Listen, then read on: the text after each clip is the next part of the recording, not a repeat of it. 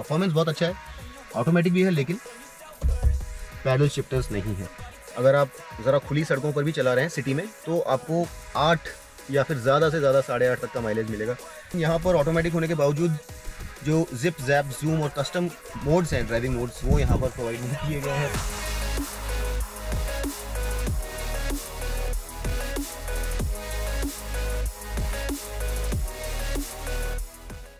नमस्कार दोस्तों, स्वागत है आपका मोटरराइड्स में। मेरा नाम हमिद और ये है महिंद्रा की XUV 700। इस गाड़ी को कोई परिचय नहीं चाहिए, बहुत वक्त से ये गाड़ी ऑलरेडी इस मार्केट में लॉन्च हो चुकी है। इस गाड़ी के बहुत सारे फैंस हैं।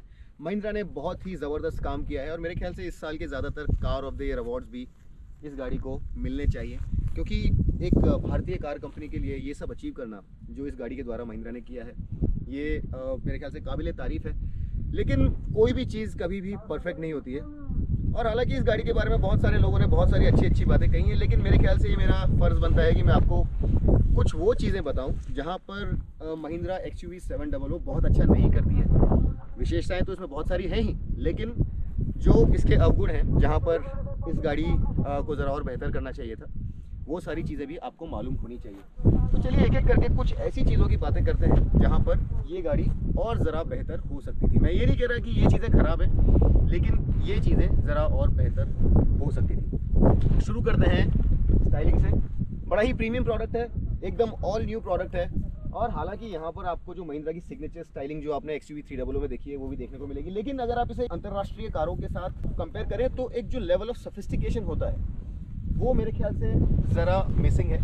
प्रताप बोस साहब अब महिंद्रा में पहुंच गए हैं, तो डेफिनेटली वहां पर आपको कुछ नए जलवे देखने को मिलेंगे, लेकिन कुछ बिजी सा लगता है design, doesn't come together completely. और ये एक ऐसी चीज़ है जो आप में से शायद बहुत सारे लोगों को पसंद भी आती होगी, लेकिन अगर एक बड़ी ट्रेंड दृष्टि से इसको देखा जाए तो थोड़ी और सोफिस्टिकेटेड हो सकती थी, ज़रा और इवॉल्व, रिफाइंड और वेल प्रोपोर्शन्ड हो सकती थी।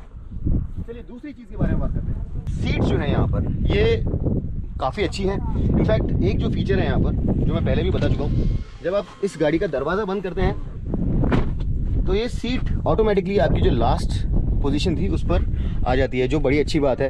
आपको इवन जो आपकी मेमोरी सेटिंग्स है उसमें से सेव नहीं करना पड़ता है, तो उस लिहाज से ड्राइवर के लिए ये सीट्स बहुत अच्छी हैं। लेकिन आगे और पीछे दोनों ही तरफ जो आप में से ज़्यादा लंबे कद के लोग हैं वो मेरे ख्याल से शायद इन सीट्स को सबसे ज़्यादा प्लश, सबसे ज़्यादा कंफर्टेबल ना मान पाए, क्योंकि और भी प्लश सीट्स हमने इस सेगमेंट में देखी हैं। तो ये सीट्स ज़रा और प्लश होती, मैं ये नहीं कह रहा कि अनकंफर्टेबल है, लेकिन ज़रा और प्लश होती तो ज़रा ज़्यादा अच्छा होता। और ये बात मैं सामने और मिडिल रो और थर्ड रो के बारे में कह रहा हूँ। इस सेगमेंट में दूसरी गाड़ियाँ हैं उनमें सीट्स में ज़रा आपको थोड़ा ज़्यादा कंफर्ट मिलता है।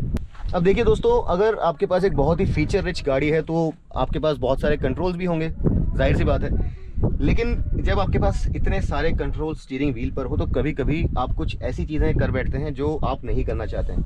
अब ये कंट्रोल नंबर में भी बहुत ज़्यादा हैं, और जब आप गाड़ी चला रहे होते हैं तो कभी कभी ये उभरे हुए होने के कारण आपके फिंगर्स के साथ में, आपके पाम के साथ में फाउल भी करते हैं। तो कभी कभी कुछ ऐसी चीज़ें ऑन हो जाती हैं जो नहीं होनी चाहिए। तो मिसाल के तौर पे अगर आप टर्न ले रहे हैं तो वॉल्यूम कभी ऊपर हो जाता है, कभी रेडियो स्टेशन या फिर ट्रैक चेंज हो जाता है। आपका जो क्रूज़ कंट्रोल है एडेप्टिव, उसका रेंज या स्पीड ज़्यादा या कम हो जाता है। इस तरह की चीज़ें जो हैं ये यहाँ पर हैं। और दूसरी चीज़ ये है कि ये कभी कभी डिफ़िकल्ट भी हो सकता है किसी के लिए समझने के लिए, तो there is a learning curve, आपको वक्त लगेगा इसे समझने के लिए, और इसके जो अर्गोनॉमिक्स हैं ये ज़रा और बेहतर हो सकते थे। अब दोस्तों, कंट्रोल्स यहाँ से भी होते हैं और कंट्रोल्स यहाँ से भी होते हैं। जो मेन्यूज़ हैं यहाँ पर, जो UI और UX है, ये मेरे ख्याल से ज़रा और सिंप्लीफाई किया जा सकता था। चीज़ों को ज़्यादा अच्छे से एक सेगमेंट में डाला जा सकता था जिससे कि आप नेविगेट ज़्यादा अच्छे से कर पाएँ। तो हालांकि ये जो दो स्क्रीन्स हैं ये काफ़ी हाई रेजोल्यूशन है, दोनों ही बहुत अच्छी हैं, काफ़ी कटिंग एज टेक्नोलॉजी यहाँ पर महिंद्रा ने यूज़ करी है। लेकिन अगर आप ईज़ ऑफ यूज़ की बात करें तो एक जो लॉजिकल सेगमेंटेशन है वो यहाँ पर नहीं है, और कभी कभी कुछ चीज़ों को ढूंढने के लिए आपको बहुत ज़्यादा अंदर जाना पड़ता है। मिसाल के तौर पर आप सेटिंग्स में जाइए और यहाँ पे अगर आप AC के कंट्रोल्स ढूंढ रहे हैं तो आपको ज़रा मुश्किल होगी। अब आप यहाँ पे जाएंगे तो कुछ और ऐप्स के साथ में क्लाइमेट कंट्रोल, जो कि बड़ा ही विशेष फंक्शन है, उसे डाल दिया गया है। तो यहाँ पर मेरे ख्याल से नहीं होना चाहिए था। इसकी जगह अगर आप क्लाइमेट कंट्रोल, AC कंट्रोल्स को यहीं पर डाल देते तो एक सीधा एक्सेस मिलता। अब हालांकि ये देखिए, यहाँ पर आपके पास एसी के कंट्रोल्स हैं, लेकिन नज़र पड़ना यहाँ पे ज़रा डिफिकल्ट है। कहने का मतलब ये है कि ज़रा और सॉर्टेड होता मेन्यूज़, ज़रा और नेविगेशन इसमें इजी होता तो ज़रा और बेहतर होता। हालांकि मैं ऐसा नहीं कह रहा हूँ कि ये ख़राब है, लेकिन ये ज़रा और बेहतर तरीके से लॉजिकली अरेंज किया जा सकता था। अब देखिए, बड़ी आधुनिक गाड़ी है। यहाँ पर एक बड़ा टर्बो पेट्रोल इंजन है, अपने सेगमेंट की सबसे ज़्यादा पावरफुल पेट्रोल कार है। टॉर्क भी यहाँ पर बहुत ज़्यादा है, परफॉर्मेंस बहुत अच्छा है, ऑटोमेटिक भी है, लेकिन पैडल शिफ्टर्स नहीं है। तो ये जो फीचर है आजकल छोटी गाड़ियों में भी मिलती है, यहाँ पे भी होती तो सोने पे सुहागा हो जाता, मज़ा आ जाता, लेकिन यहाँ पे नहीं है, तो हमारी शिकायत है। अब इसी से संबंधित एक और बात यह है कि ये पेट्रोल बहुत पावरफुल है, और हालांकि एकदम रश ऑफ द ब्लड आपको नहीं मिलेगा, लेकिन काफ़ी परफॉर्मेंस ओरिएंटेड इंजन है। अगर आप इसे तेज़ चलाना चाहते हैं तो ये मना नहीं करेगा आपको, लेकिन उसका जो खामियाजा है आपको भुगतना पड़ता है माइलेज के रूप में। और इस गाड़ी की जो माइलेज है, हालांकि एआरए नंबर्स हमारे साथ शेयर नहीं किए गए हैं, लेकिन मैंने इस गाड़ी को काफ़ी अच्छे से चलाया, और सिटी में ये गाड़ी अगर आप स्टॉप स्टार्ट ट्रैफिक में चल रहे हैं तो आपको ज़्यादा अच्छा माइलेज नहीं देगी। अगर आप ज़रा खुली सड़कों पर भी चला रहे हैं सिटी में तो आपको 8 या फिर ज़्यादा से ज़्यादा 8.5 तक का माइलेज मिलेगा। हाईवे पर अगर खुली सड़कों पर आप चला रहे हैं तो आप 10 या ज़्यादा से ज़्यादा 10.5, मतलब अगर आप बहुत ही स्लो स्पीड्स पर एकदम ओपन हाईवे पर चला रहे हैं तो आपको 10.5 तक का माइलेज मिलेगा। यानी कि 60 लीटर्स के फ्यूल टैंक के साथ अगर आप सब चीज़ें मिक्स कर लें तो आपको लगभग 500, ज़्यादा से ज़्यादा 500 की रेंज मिलेगी, जो कि कम है इस तरह की एक बड़ी गाड़ी के लिए। और फ्यूल एफिशिएंसी यहाँ पर एक बहुत बड़ा हाईलाइट नहीं है। मैं डीजल की बात नहीं कर रहा हूँ, मैं पेट्रोल ऑटोमेटिक की बात कर रहा हूँ, क्योंकि मैंने यही गाड़ी चलाई है। एक और बात, वेंटिलेटेड सीट्स आजकल कुछ छोटी गाड़ियों में भी आ रही हैं, और यहाँ पर इतनी सारी बेहतरीन फीचर्स देने के बावजूद महिंद्रा ने वेंटिलेटेड सीट्स नहीं दी हैं। तो हालांकि मेरे ख्याल से ये फीचर डील ब्रेकर नहीं है, लेकिन अगर यहाँ पर होती तो जो चेकलिस्ट है उसमें एक और टिक मार्क लग जाता। अब ये जो एक छोटी सी चीज़ है, ये मेरे ख्याल से एक ब्लॉट है। ये इस तरह की प्रीमियम गाड़ी में एक मैनुअल डे नाइट मिरर देना मेरे ख्याल से जिसे अंग्रेजी में कहा जाता है ट्रैवेस्टी है। ये नहीं होना चाहिए था। यहाँ पर एक प्रॉपर ऑटो डिमिंग ORVM होना ही चाहिए था, और मेरे ख्याल से ये जितना जल्दी महिंद्रा रिप्लेस कर दे उतना ही अच्छा होगा। एक और छोटी शिकायत है, हालांकि ये शिकायत मुझे शायद नहीं होनी चाहिए, क्योंकि और दूसरी जो गाड़ियाँ हैं उसमें भी कभी कभी ये फीचर नहीं होती है। यहाँ पर पैसेंजर के पास किसी तरह का कोई इलेक्ट्रिक कंट्रोल नहीं है, तो ये छोटा शिकवा है। इसके बारे में मैं कोई बहुत ज़्यादा शिकायत नहीं करूँगा, लेकिन अगर होता तो ज़्यादा अच्छा होता। अब देखिए, ADAS इस गाड़ी में भरपूर है। आपको इतना सारा एडवांस ड्राइविंग असिस्टेंस मिलता है कि बहुत ज़्यादा महंगी गाड़ियों में भी कभी कभी आपको इस तरह के फीचर्स नहीं मिलते हैं। लेकिन कभी कभी क्या होता है कि एक छोटी सी चीज़ आपके आड़े आ जाती है। ये बात मैंने जब मैं लैंड रोवर डिस्कवरी स्पोर्ट लेकर के जयपुर गया था तब भी बोली थी कि इस तरह के सिस्टम्स बहुत ही ईजी टू एंगेज होने चाहिए, ईजी टू डिसएंगेज होने चाहिए, और जब आप नहीं चाहें कि वो एंगेज हो तब नहीं होने चाहिए। अब प्रॉब्लम यह है कि अगर आपको लेन कीप असिस्ट, जो कि यहाँ पर आपको नज़र आएगा, इसे ऑन या ऑफ करना है तो आपको सेटिंग्स में जाना होता है। यहाँ पर अगर आप देख रहे होंगे तो आपको सेटिंग्स में जाना होगा इस तरह से, और ये देखिए यहाँ पर मैं गया सेटिंग्स में। यहाँ पे अब मैं सेटिंग्स में जाने के बाद ड्राइवर असिस्टेंस में जाऊँगा, और उसके बाद अब मैं लेन कीप असिस्ट में जा कर के यहाँ से इसे ऑफ करूँगा। अब आप एक सिचुएशन समझिए जहाँ पर मैंने लेन कीप असिस्ट ऑन कर रखा था, और सडनली अब वहाँ पर पहले लेन्स नहीं थी, अब लेन्स आ गई हैं, और कभी लेन्स हैं, कभी नहीं है, कभी मिटी हुई हैं, कभी समझ में आ रही हैं। तो ये गाड़ी जो है ये कभी कभी आपको पुल करती है जब आप नहीं करना चाह रहे हैं। ये कभी कभी इंट्रूसिव हो जाता है। इट्स डिजायरेबल समटाइम्स, बट कभी कभी आप नहीं चाहते कि ऐसा हो। ऐसी सूरत में एक डायरेक्ट बटन होना चाहिए जहाँ से आप इस तरह के जो फीचर्स हैं इन्हें एंगेज या डिसएंगेज कर सकें। इतना लंबा प्रोसीजर एक लेन कीप असिस्ट जैसे फीचर के लिए रखना, ये दरकार होती है कि आपको गाड़ी रोकनी होगी, ये जो सेटिंग है इसमें जाना होगा, क्योंकि ये अगर आप गाड़ी चलाते वक्त करने की कोशिश करेंगे तो हो सकता है कि आपका ध्यान भटक जाए। तो इस तरह के जो फीचर्स हैं इनके लिए डायरेक्ट कंट्रोल्स होने चाहिए, जो कि सेपरेटली प्रोवाइडेड हो और इजीली एक्सेसिबल हो, और जिन्हें आप इजीली एंगेज या डिसएंगेज कर पाएँ।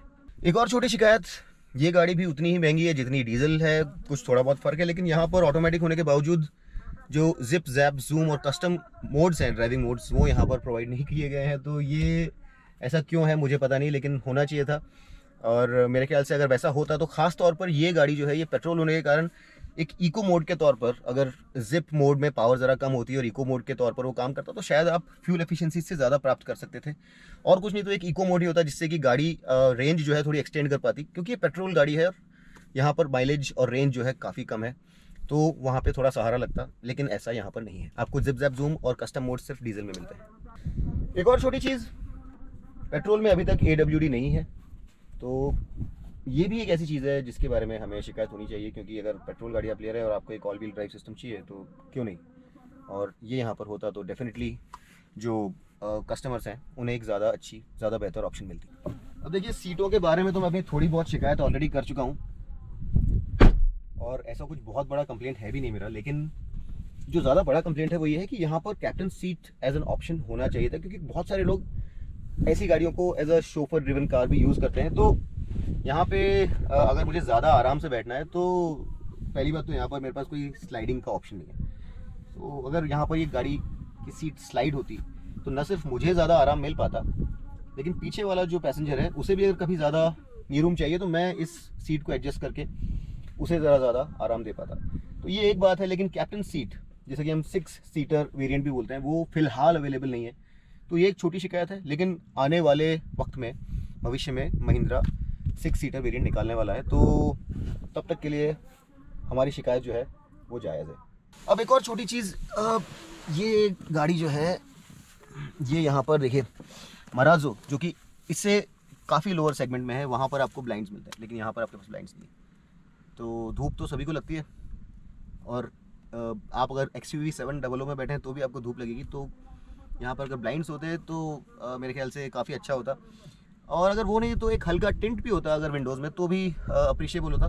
तो ये एक छोटी चीज़ है जो कि यहाँ पर इंक्लूड की जानी चाहिए। थर्ड रो में स्पेस इस सेगमेंट का सबसे बेहतरीन नहीं है। मैंने एक इंटीरियर का रिव्यू किया है और वहाँ पर मैंने अंदर बैठ करके सब कुछ बताया। तो थर्ड रो में स्पेस इस सेगमेंट में इस गाड़ी में सबसे ज़्यादा नहीं है। बूट स्पेस भी आइए आपको दिखा देता हूँ यहाँ पर कितना बूट स्पेस है आपके पास। तीनों रोज़ अप होने के बाद आपको लगभग इतना बूट स्पेस मिलता है।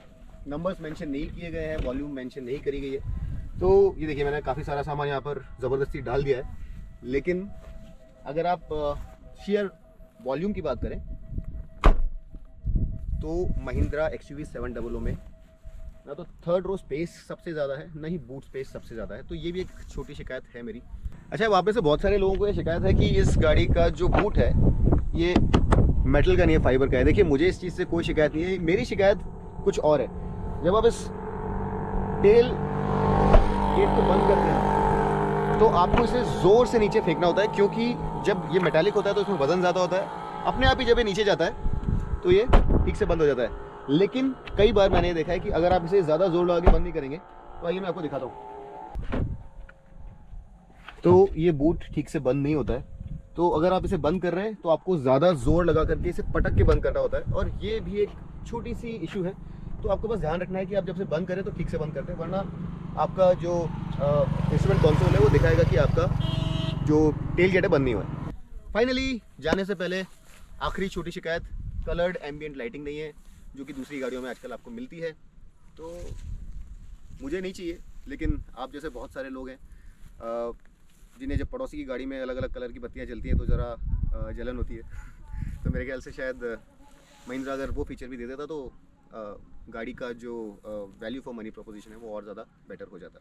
ये किसी तरह का कोई कार बैशिंग वीडियो नहीं है, लेकिन जो चीज़ है उसके बारे में तो हम आपको बताते ही हैं, जो नहीं है उसके बारे में ही बताना चाहिए। उम्मीद करता हूँ कि ये वीडियो देख करके आपकी जानकारी ज़रा और बढ़ी, और इस गाड़ी के जो कुछ छोटे मोटे ऐसे फीचर्स हैं जो यहाँ पर नहीं है उसके बारे में आपको पता चला। अगर ये वीडियो आपको अच्छा लगा तो अपने दोस्तों के साथ शेयर कीजिए, बताइए उन्हें, और सब्सक्राइब ज़रूर कर दीजिए, लाइक कीजिए। और अंग्रेज़ी जो है उसे कुछ वक्त के लिए हमने थाम दिया है। हमारे हिंदी भाषी जो मित्र हैं वो बहुत ज़्यादा हमारे साथ अनुरोध कर रहे थे कि हम वापस से हिंदी में वीडियो शुरू करें, तो एक बार फिर से आपके सामने हिंदी वीडियोज़ लेकर के हाजिर हूँ। और अंग्रेज़ी का क्या करना है उस बारे में भी हम ज़रा चर्चा करके आपसे, अपनी टीम से डिसाइड करेंगे कि आगे जाते हुए क्या करना है। अगली बार तक के लिए मैं आपका दोस्त अमित आपसे विदा लेता हूँ। तब तक के लिए drive hard, drive free and drive safe.